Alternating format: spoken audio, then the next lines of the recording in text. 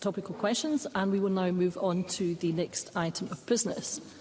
And the next item of business is a statement by Humza Yousaf on our priorities for Scotland. The First Minister will take questions at the end of his statement, and so there should be no interventions or interruptions. I call on Humza Yousaf, First Minister, up to 20 minutes, please. Thank you, Presiding Officer. Just a few weeks ago, I couldn't have imagined that I'd be standing here as First Minister, setting out the policy priorities and indeed the defining missions of the government that I lead. Being First Minister is, of course, not without its challenges, it's fair to say, but notwithstanding that, it is, of course, the honour of my life. And in my very first speech to this chamber after the result was announced, I made it clear that the people of Scotland's priorities will, of course, be my priorities too. And I've been clear from the outset that I intend on governing in the interests of the whole of Scotland. And I hope that today's policy prospectus that has been published is a demonstration of that. In setting out our course for the next 3 years, we are acknowledging, as we must, that Scotland faces genuinely difficult challenges. Our economy and our public services are still recovering from a global pandemic. We're in the midst of a cost crisis, made worse, of course, by the UK Government's economic mismanagement, which is harming people and hurting businesses right across the country. And we need to play our part in addressing the global crises of climate change and indeed nature loss. And we are also, and this is worth stressing, facing the most difficult public spending environment that this devolved Parliament has clearly ever seen.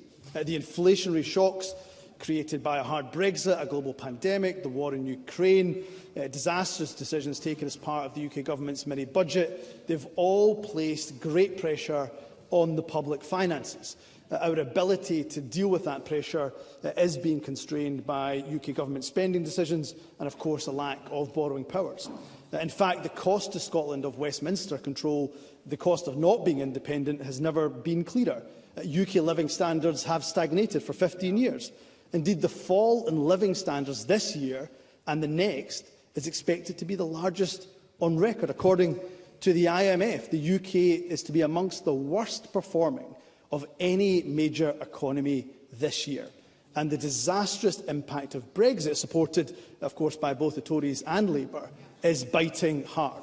And as a result, we have to make really tough decisions about our priorities. And I will be unapologetic about making those difficult decisions to ensure we free up money, we free up resource to target to those who are in the greatest need. And where we can, we'll go even further within the constraints of devolution. And where we can go further, I absolutely will. But for all the significant challenges we face, and they are significant, we also know that we can build on the important successes. Scotland currently outperforms the UK on unemployment rate, with the unemployment rate for men over 16 at the lowest on record. NHS waiting times, our court backlogs improving following the pandemic. And despite the public spending climate, we have expanded free childcare provision and introduced the game-changing Scottish Child Payment.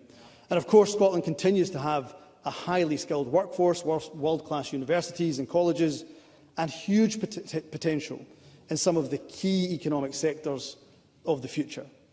The Scottish Government is today publishing their policy prospectus, New Leadership, A Fresh Start for Scotland, which will set out how this government, the government I lead, will address our challenges, build on the successes of the past, but also capitalise on our strengths. It sets out the key aims, the key deliverables we intend to achieve in each Cabinet Secretary's portfolio, working constructively, of course, with our Green Party colleagues. Throughout the next 3 years, we will report routinely, regularly and transparently on our performance against these aims and against these outcomes. The report also emphasises that this government's work will be defined by 3 distinct and interdependent missions. Those missions, centred on the principles of equality, opportunity and community, require us to tackle poverty, to build a fair, green and indeed a growing economy, and to improve our public services. They will be central to our efforts over the next 3 years to improve the lives of the people of Scotland.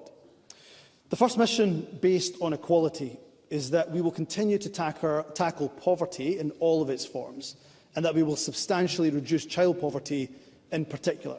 An immediate focus inevitably will be on protecting people as far as we possibly can from the harm inflicted by the UK Government policies and the ongoing cost of living crisis. That means that we will often choose to target spending so that it will benefit those who need it the most. That's one reason why the very first action I undertook as First Minister was to increase the Fuel Insecurity Fund to £30 million. Over the next 3 years, we'll also invest a further £1.3 billion in the Scottish Child Payment. We will further develop our social security system and ensure it continues to treat people with dignity, with fairness and respect. We will expand the provision of free school meals. We'll reduce the number of children who go into care. We'll keep our promise to those who are care experienced. And we'll work to ensure that drug deaths reduce over the next 3 years. And we recognise just how crucial housing is to our aspirations of a fairer country. We'll continue to work with local government to reduce the number of people living in temporary accommodation, and subject, of course, to the will of this Parliament, we will legislate to secure a new deal for tenants and to introduce duties to prevent homelessness. We will invest to make homes and buildings greener, and we will continue to deliver affordable homes, the majority of which will be for social rent in all parts of our country. We'll also publish an action plan for housing in remote, rural and island areas. I can confirm today that this plan will include up to £25 million from our affordable homes budget to allow suitable properties, including empty homes, to be purchased or indeed long leased and turned into affordable homes for key workers and others. We'll also engage with the public to explore how best we can use our existing taxation powers to deliver the most progressive taxation system in the UK and achieve the government's 3 missions, which I talked to today. Scotland is a wealthy country, but that wealth is not distributed evenly. To tackle poverty, we need to be even bolder on taxation and the redistribution of wealth. That is why I will convene an anti-poverty summit, inviting experts, academics, anti-poverty campaigners, those with lived experience. I'll also invite, of course, opposition colleagues, as I believe tackling poverty is a shared priority for us all. We'll continue to support equality, inclusion and human rights too. We will implement more of the recommendations of the National Advisory Council on Women and Girls. Presiding Officer, I take great pride in being the First Minister from an ethnic minority background. I know my rights are very much interdependent on the rights of others. The government I lead will not only protect the rights of minorities where possible, we will also advance them, particularly for those that are the most marginalised in our society. During the parliamentary term, we will bring forward a human rights bill to incorporate, within the limits, of course, of our devolved competence, international standards on economic, social, cultural and environmental rights. That is, of course, in stark contrast, I should say, to a UK government that pursues divisive immigration policies. It risks denying sanctuary to people during their hour of need. We will continue to support those who come to Scotland fleeing war and indeed fleeing persecution, and will continue to support the many thousands of people who have come from Ukraine during the last year. For as long as Scotland is their home, they will be welcomed here and they will be supported. Presiding Officer, through these actions and many more, we will make significant progress towards making Scotland a fairer country during the next 3 years. However, we know that our ambition to make Scotland fairer must go hand in hand with our work to make Scotland more prosperous. That's why the second national mission is based on the principle of opportunity, using all of the powers we have to their maximum effect to support economic growth for a purpose, to help businesses and trade to thrive and to maximise the opportunity for a fair green economy. A crucial part of this is about making a just transition to net zero. We will never do to oil and gas workers in the north east of Scotland what Thatcher did to our mining and steel communities. We will take the workers of the north east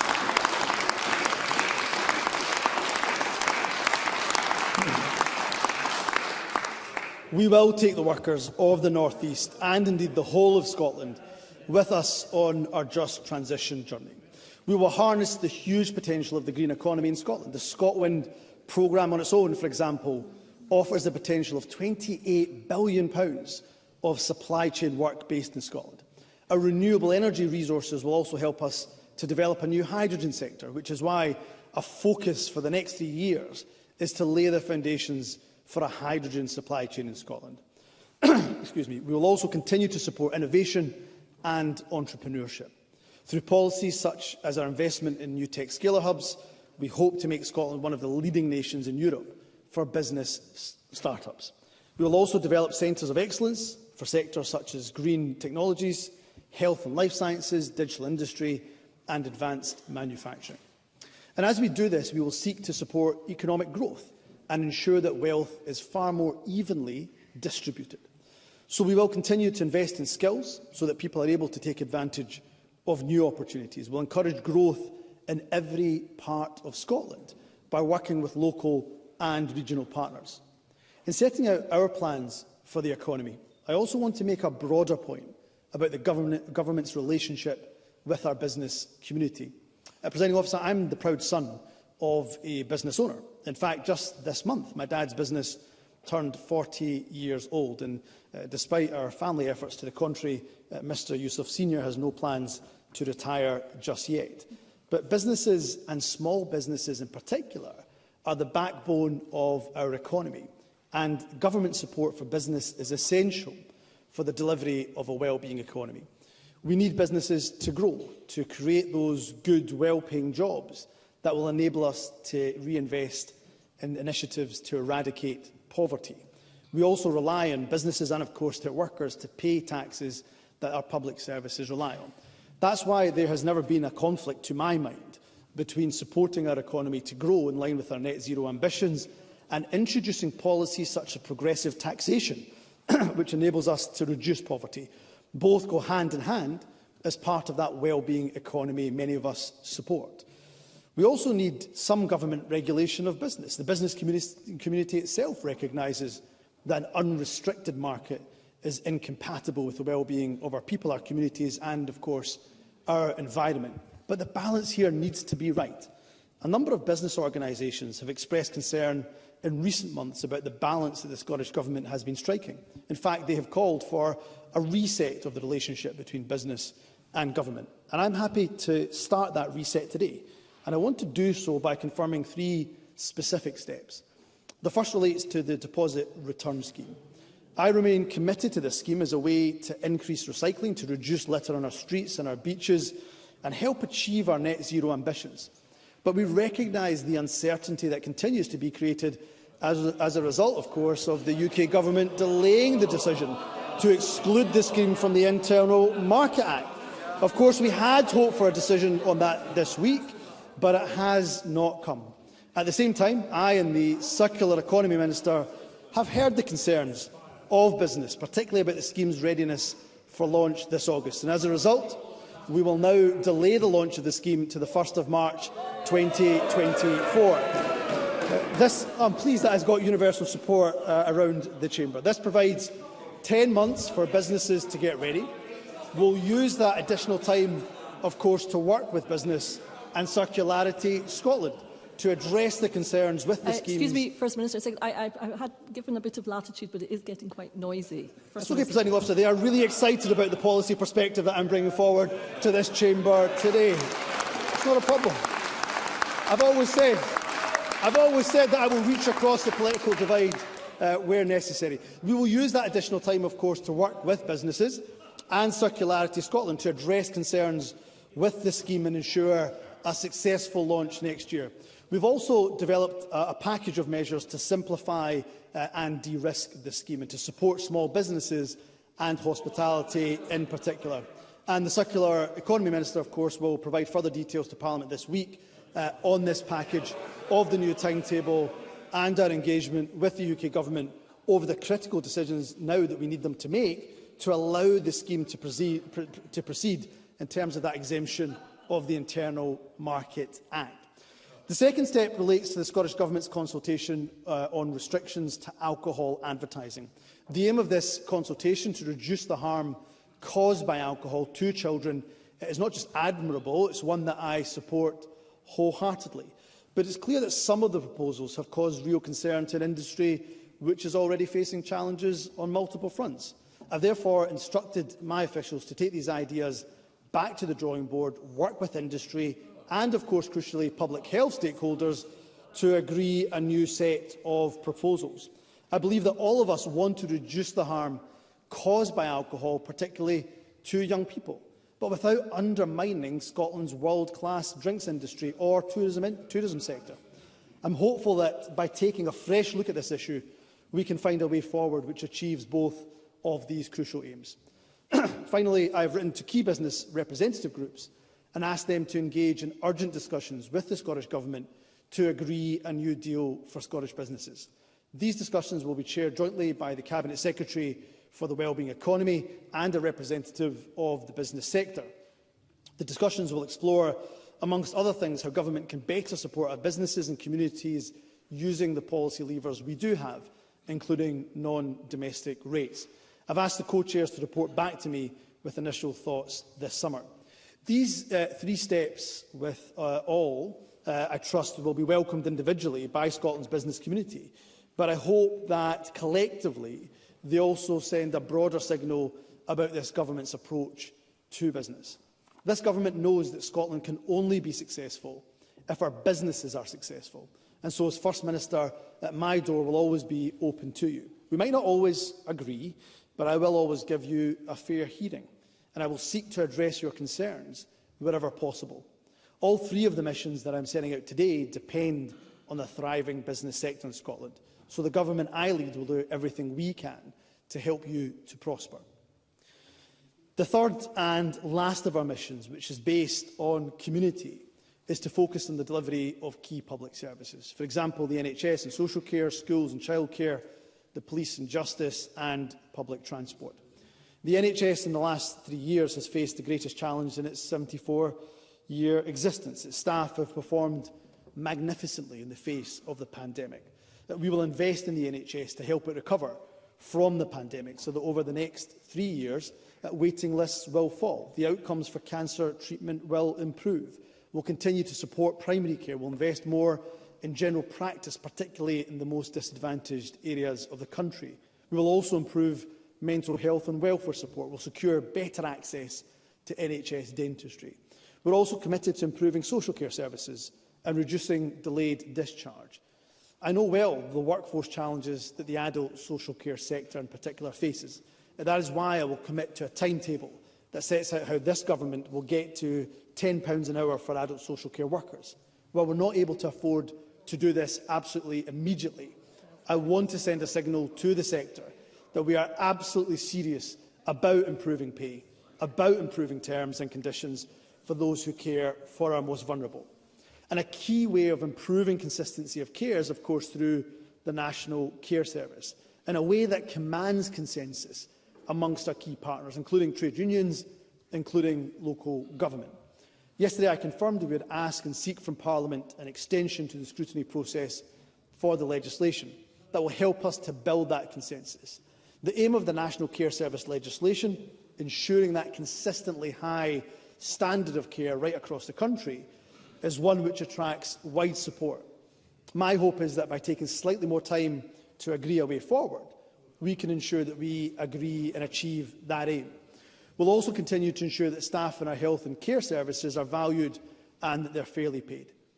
As things stand, Scotland is the only part of the UK where no NHS worker has gone on strike during the last year. That's something I'm proud of and I'm grateful for. The Scottish Government will soon enter into talks with junior doctors in the hope of arriving at a fair settlement for them.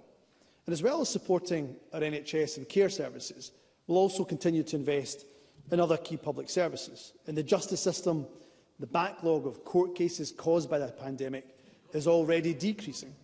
It will continue to fall during the next 3 years. We'll continue to implement important improvements in our justice system, such as better handling of cases involving sexual offences. We will improve childcare for school-aged children. I'll accelerate the expansion of childcare for 1- and 2-year-olds. We'll continue to focus on closing the poverty-related attainment gap in schools, while raising the attainment for all. will improve experiences and outcomes for children, for young people and their families who use and need that additional support for learning. And as part of our efforts to improve school education, we'll increase the availability of internationally comparable data on Scotland's educational performance. Scotland already participates in the widely respected PISA studies. We will also now apply to rejoin 2 major international statistics systems, Trends in International Maths and Science and Progress in International Reading Literacy. We'll also make our public transport system more accessible. We'll make it more available. We'll make it more affordable. And as an important part of that, I can confirm today that the 6-month pilot to remove peak time fares from ScotRail will start in October of this year.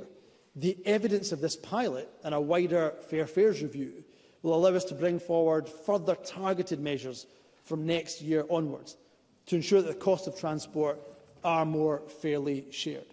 And as part of that commitment to active travel, we'll also ensure our investment to deliver more places where people can walk, where they can wheel and cycle safely for day-to-day journeys increases.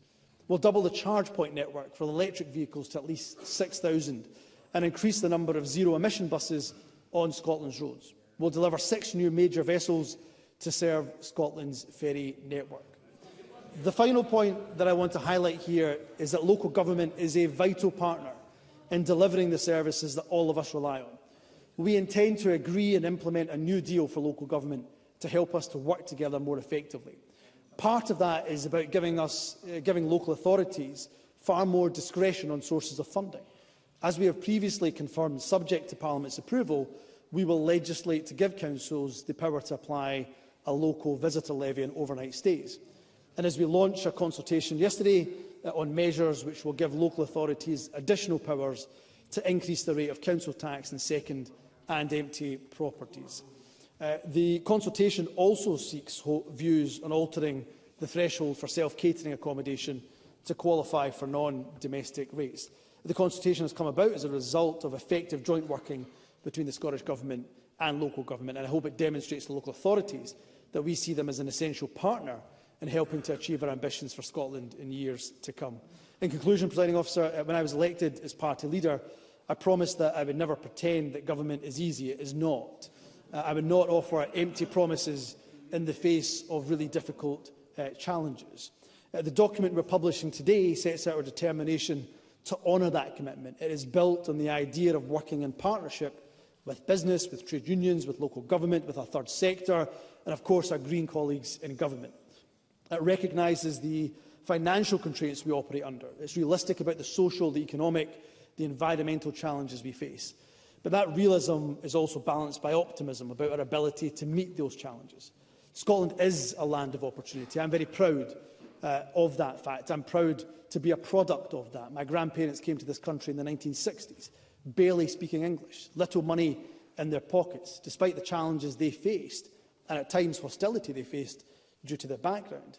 They overcame those barriers and provided a life for their children and for their grandchildren that I will forever be grateful for. It's my responsibility as First Minister to ensure every family in Scotland has that equality of opportunity, regardless of their background or where they live in Scotland. I'm optimistic we can achieve that equality of opportunity, and the 3 missions that I have set out today will determine the priorities of the government that I lead for the rest of this parliamentary session and help us to achieve that. Together, we will be focused on the delivery. We will ensure that we have an affordable, ambitious measures in place which protect our environment, which protect business prosperity, they improve people's well-being and they reduce poverty. They will ensure the actions we take over the next 3 years stand Scotland in good stead for the next decade to come, and they will use our present, very significant strengths to deliver a fresh start for Scotland.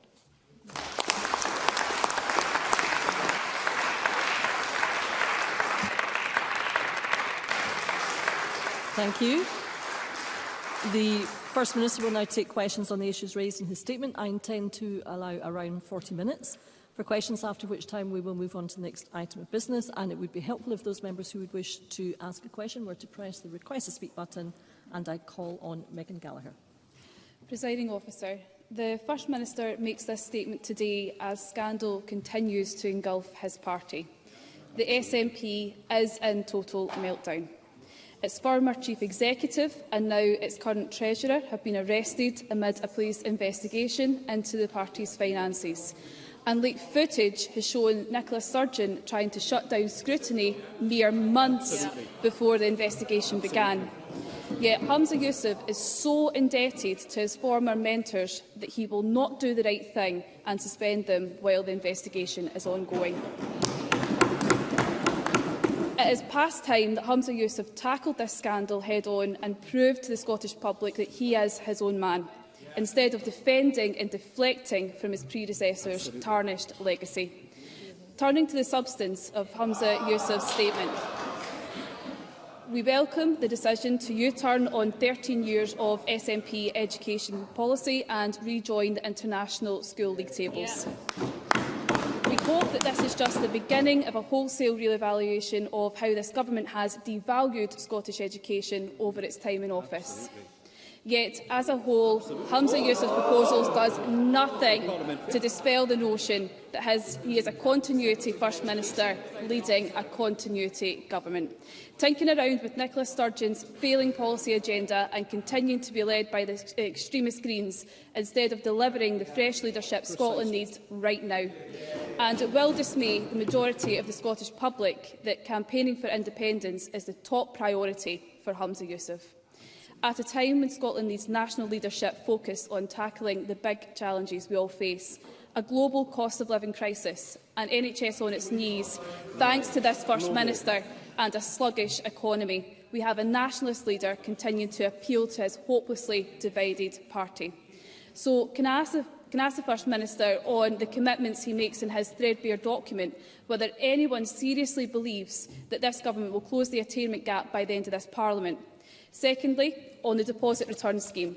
We welcome the delay, which is a humiliation for the Green Minister, Lorna Slater, but can the First Minister promise this Scottish Government will engage with businesses on the deposit return scheme, which they have failed to do so far? And finally, given the scandal engulfing his party, can the First Minister tell me whether the SNP remains in debt to Peter Murrell and when it intends to repay that loan? First Minister, I'm going to ask you to respond to the questions within your First Ministerial responsibilities. Thank you. Yeah, indeed. Can I talk about the issues which I think are of importance to this people of Scotland?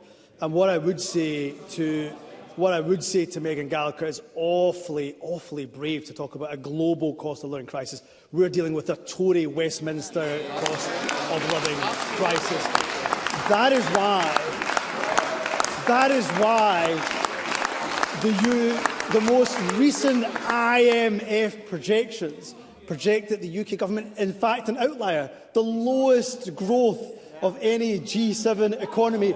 That's a Tory cost of living crisis. That's a union dividend Scotland definitely doesn't need. And you should own that as opposed to trying to deflect away from it, presiding officer. What I would say is, of course, we have listened to Scottish business, and Lorna Slater will give further updates to the package of measures on the DRS scheme that we're bringing forward. But let's be honest, presiding officer.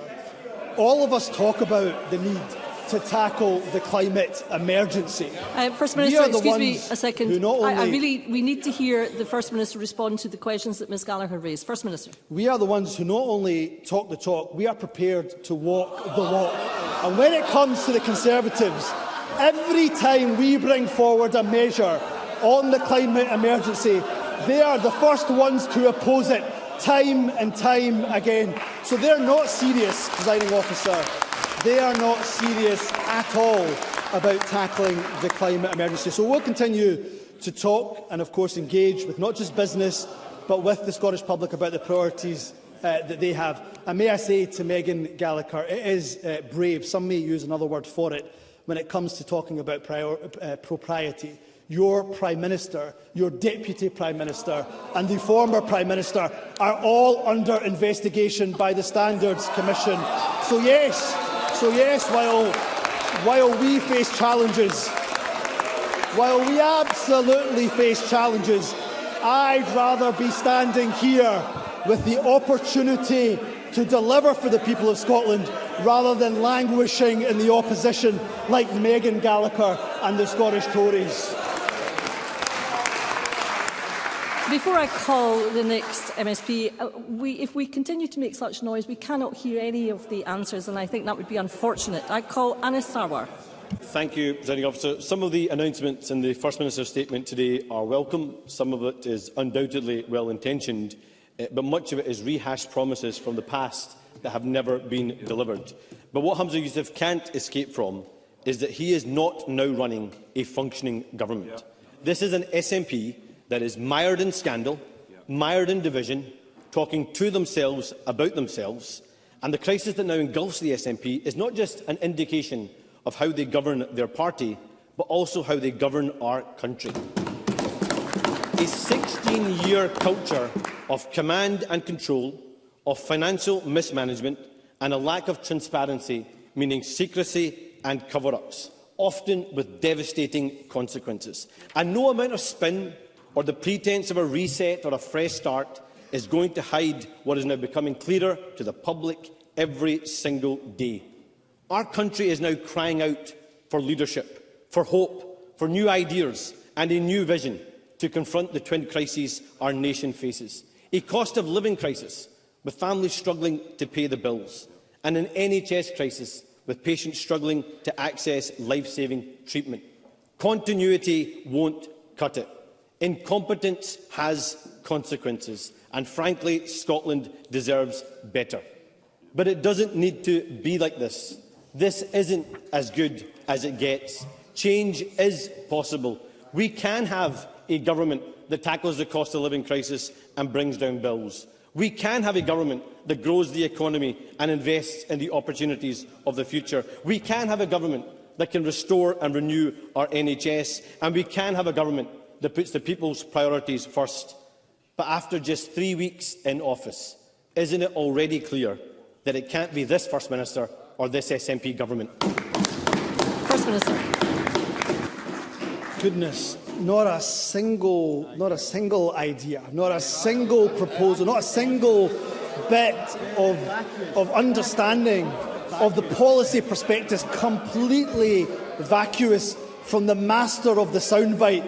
No substance at all style and no substance whatsoever from Anas Sarwar, because he is vacuous, completely devoid of any policy proposals of his own whatsoever. And he says the Scottish Government in the last 16 years hasn't achieved anything. What we've achieved is the game-changing Scottish Child Payment, which has helped 385,000 children under the age of 16 who are now eligible. We've established new public services, including, of course, social security. Scotland, based on fairness, dignity and respect, is delivering 13 benefits, 7 of them only available here in Scotland. We've delivered the baby box. We've abolished tuition fees. Of course, the backdoor tuition fees were something that were brought in by the Scottish Labour Party. We've abolished prescription charges. We've made sure that care is free for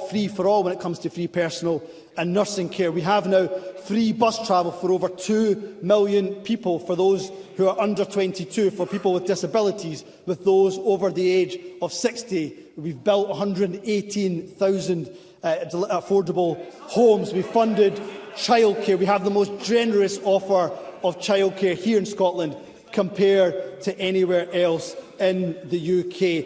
And of course, the difference between Anas Sarwar and I is that when it comes to a Tory cost of living crisis, he wants to keep the powers in the hands of the Conservatives. I want to ensure this Parliament has all the financial and economic levers to tackle that cost of living crisis. And he says, Anas Sarwar says, the people of Scotland are crying out for change. What we don't need is a replacement of one Tory government with a pale imitation of a Tory government with Keir Starmer. Even Anas Sarwar must be embarrassed. I know certainly Richard Leonard will be. I know Anas Sarwar must be embarrassed by Keir Starmer appealing to the right with his anti-refugee, anti-immigration rhetoric. his inability to stand up for the most marginalised. And we know that it's only with the powers of independence will we get rid of Tory governments in Scotland for good.